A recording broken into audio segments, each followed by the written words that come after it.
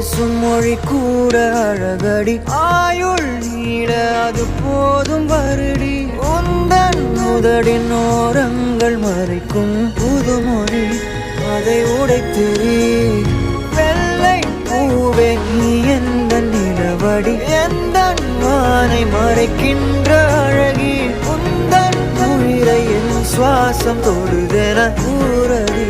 வந்து கூற